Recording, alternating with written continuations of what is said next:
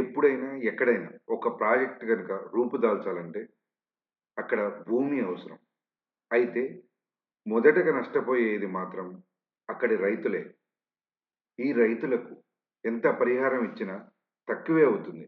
ఎందుకంటే ఆ ప్రాజెక్ట్ రూపుదాల్చి అక్కడ వచ్చే ఆదాయం రైతులకిచ్చే దాంతో పోలిస్తే చాలా తక్కువ అవుతుందని మనం చెప్పుకోవచ్చు.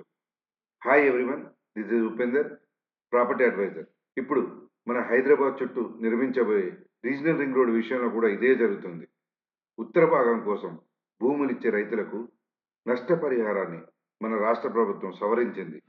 ఇది ఒక గుడ్ న్యూస్ అని చెప్పుకోవచ్చు.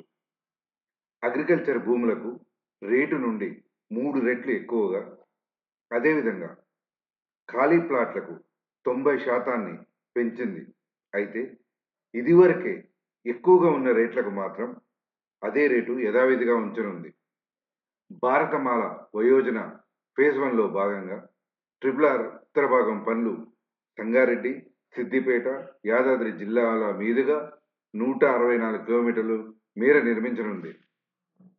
రైతులకు నష్టపరిహారం పెంచినందువల్ల భూసేకరణ త్వరగా జరిగి ట్రిపుల్ ఆర్ యొక్క వర్క్ అనేది స్పీడ్ అందుకోనుంది.